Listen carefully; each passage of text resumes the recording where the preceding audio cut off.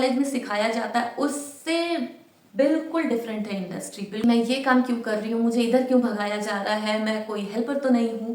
मेरी बातों से आपको समझ में नहीं आएगा अगर आप खुद से उस चीज़ को एक्सपीरियंस नहीं करोगे तो। Hello friends, welcome to Moni's Munami. Hope you all are doing great. First of all, thank you so much. After long time मैं इस पे कोई लॉन्ग वीडियो लेकर आ रही हूँ इस चैनल पे। मैंने इस चैनल पे लास्ट 10 मंथ से कोई वीडियोस पोस्ट नहीं की है अब तक, और जो लॉन्ग वीडियो मैंने पोस्ट किया था उसको पोस्ट किए हुए 1 ईयर हो गए। तो मैं अचानक से कैसे इस पे एक्टिव हो गई, वो बस आप लोगों के प्यार की वजह से, क्योंकि अब तक मेरे 2-4 ऐसे वीडियोस हैं इस चैनल पे मर्चेंडाइजिंग सैम्पलिंग से रिलेटेड कि आप लोग इतना ज़्यादा पसंद करते हो, उस पर बहुत अच्छे अच्छे कमेंट्स आते हैं, बहुत सारे लोग उस वीडियोस से इंस्पायर होते हैं और उससे रिलेटेड वो कमेंट करते हैं कि ये वीडियो बहुत हेल्पफुल रहा हमारे लिए, ऐसे वीडियोस और आप लेकर आइए। मैं इंटरव्यू के लिए जा रहा हूँ या जा रही हूँ, तो ऐसे ऐसे कमेंट पढ़ के मैं बहुत ज़्यादा मोटिवेट होती हूँ।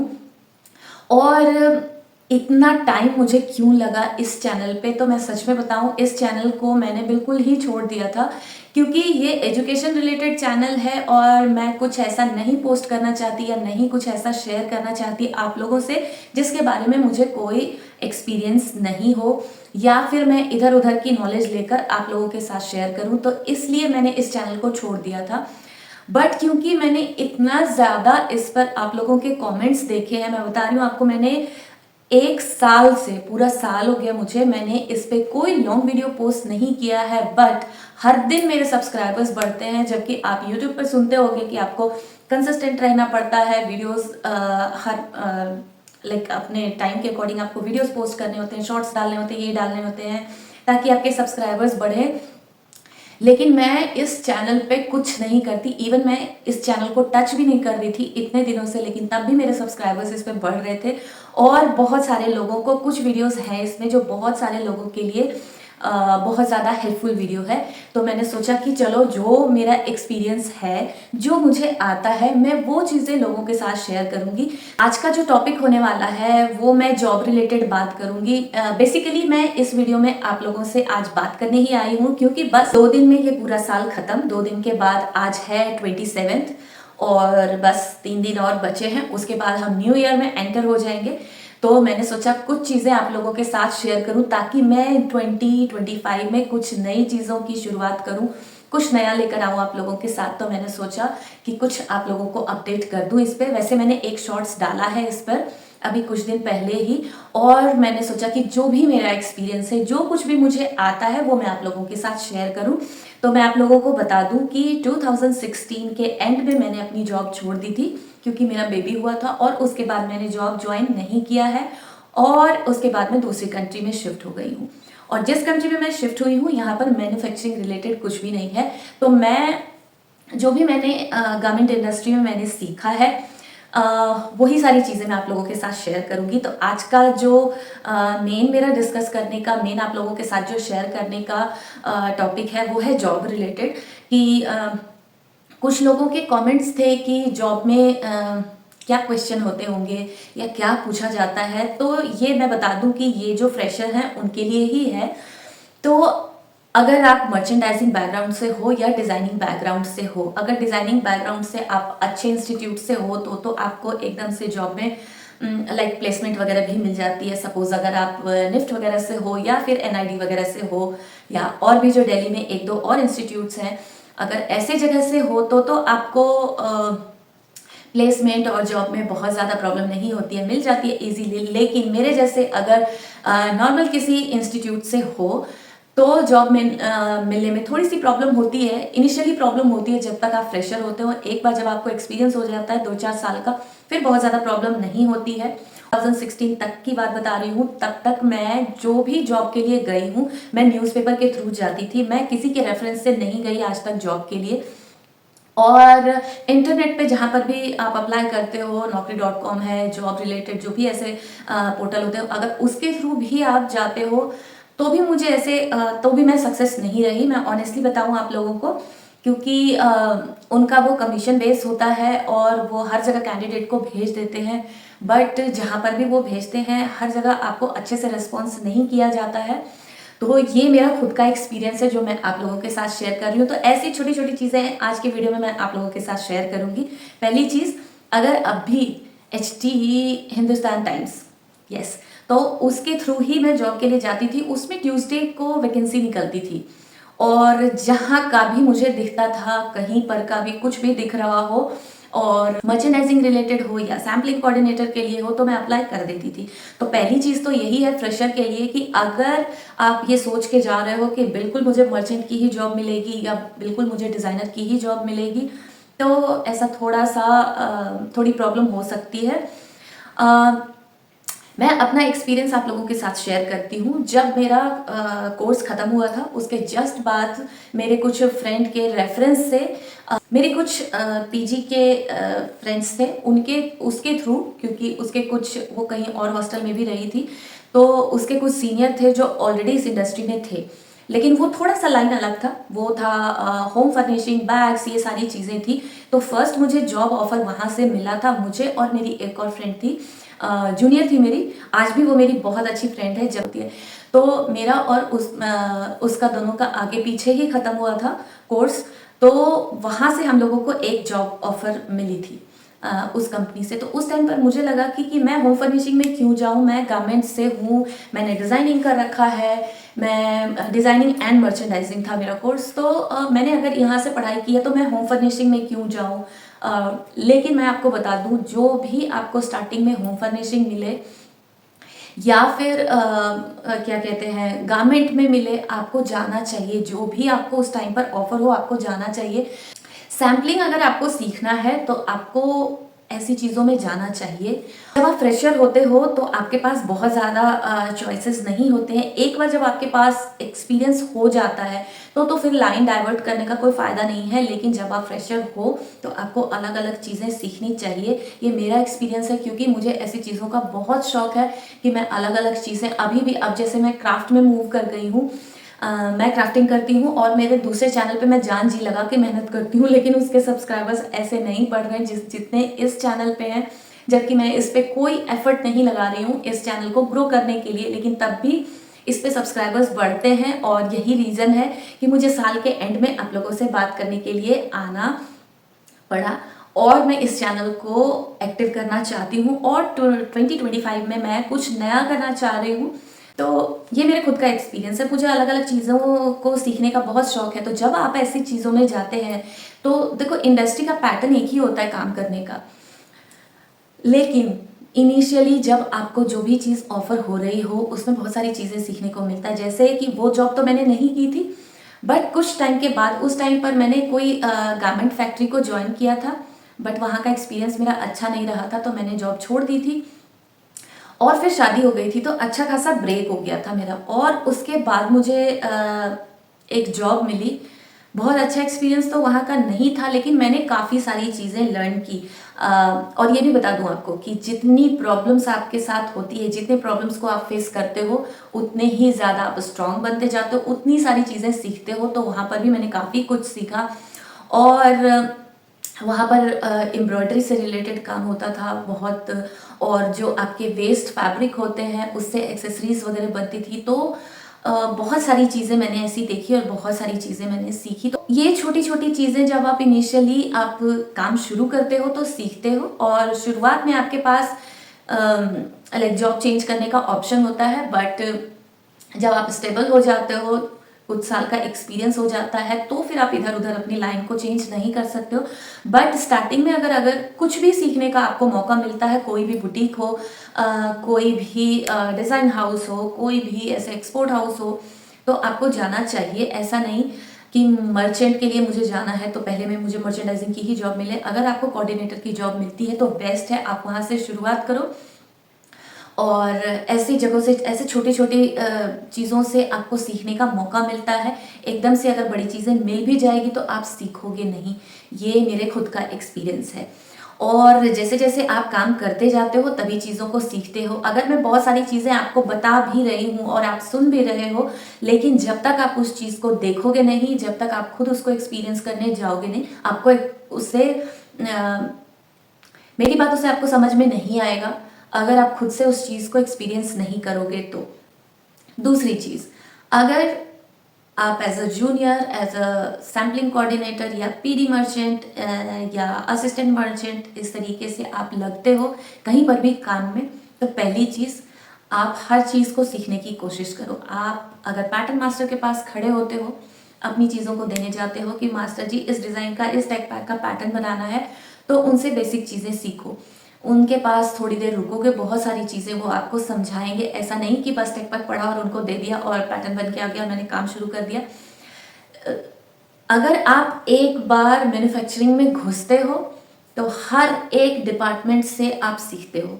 मर्चेंट ऐसा होता है कि पूरी रिस्पॉन्सिबिलिटी उस पर होती है, पूरे ऑर्डर का पूरा हर चीज़ उसके ऊपर होता है, लेकिन जब वो फैक्ट्री में एंटर करता है तो वो एक सिंगल पर्सन से अलग अलग चीज़ें सीखता है, हर एक डिपार्टमेंट से चीज़ें सीखता है। तो मैं यही बोलूँगी, हर एक जिस भी डिपार्टमेंट में आप जाते हो, जिस भी डिपार्टमेंट में आपको भेजा जाता है कि यहाँ से थ्रेड लाना है, यहाँ पैटर्न के लिए देना है, यहाँ फिनिशिंग के लिए देना है, या ये प्रोडक्शन में रख कर आओ, या उनसे ये चीज़ लेकर आओ, तो वो आपका एक्सपीरियंस है। शुरुआत में थोड़ा सा लगता है कि मैं ये काम क्यों कर रही हूँ, मुझे इधर क्यों भगाया जा रहा है, मैं कोई हेल्पर तो नहीं हूँ, बट ये सारी चीज़ें आपको बाद में जाके बहुत सारा बेनिफिट देने वाला है।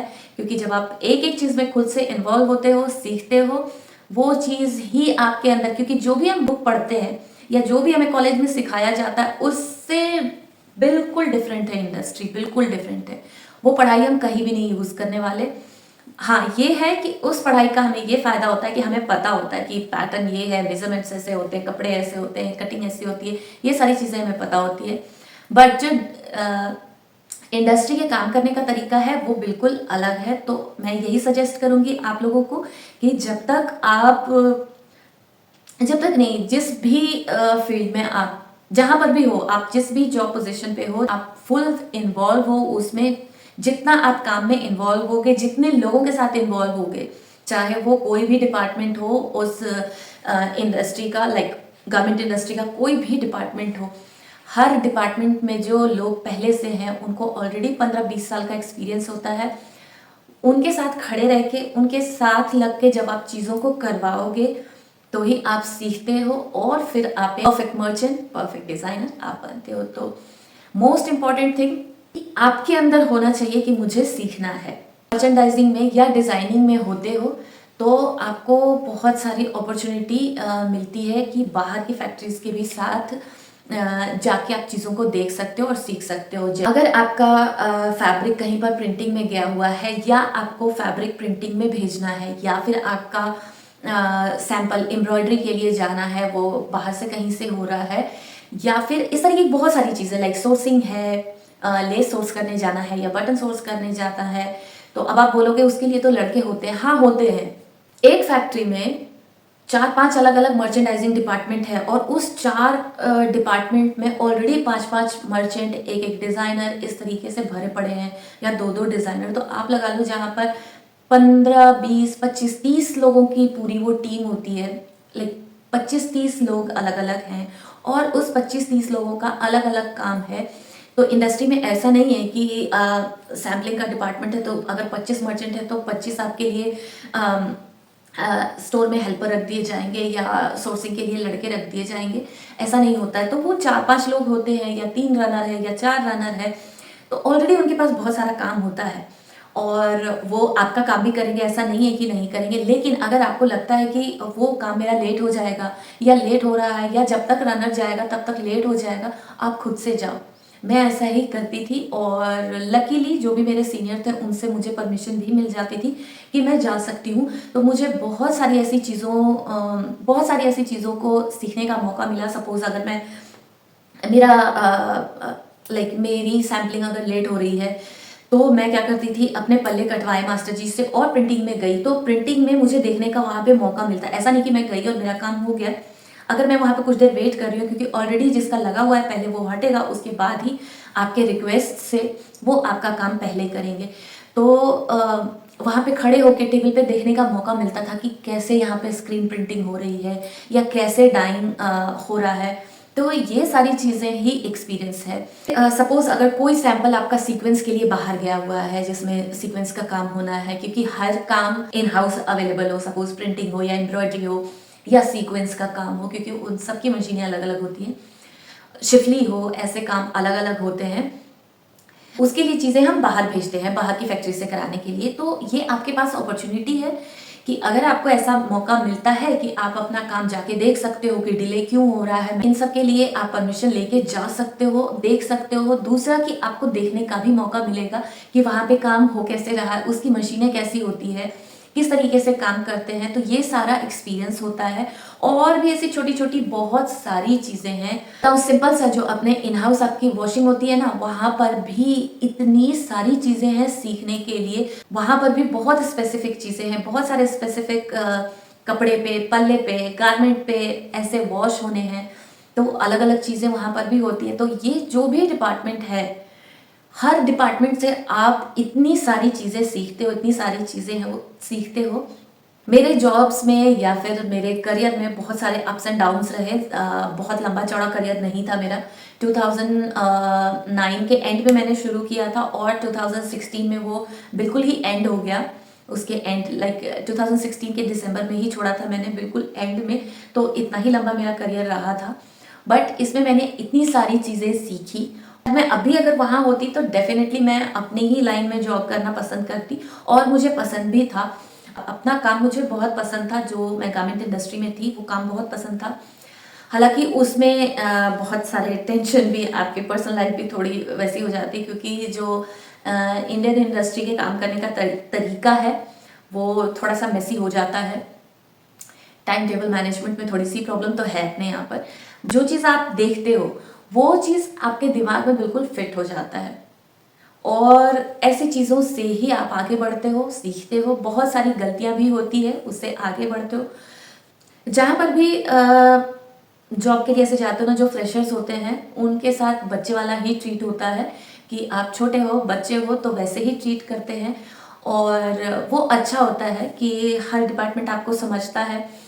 मास्टर जी हैं या फिर फिनिशिंग है या फिर फैब्रिक डिपार्टमेंट है या प्रोडक्शन डिपार्टमेंट है, जो भी है, बहुत सारी चीज़ें आपको सिखाएंगे। जो भी आपके सीनियर्स होते हैं आप पूछो उनसे।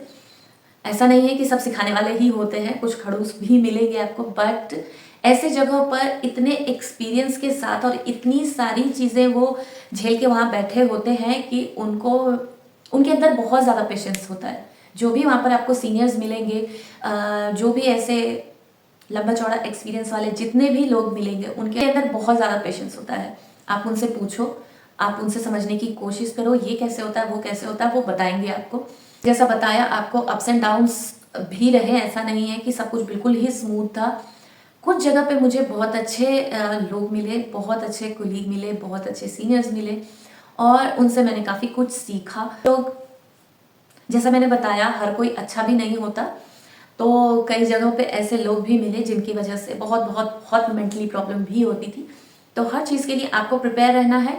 और मैं यही बोलूँगी, बस सीखने पे फोकस करो इनिशियली आप।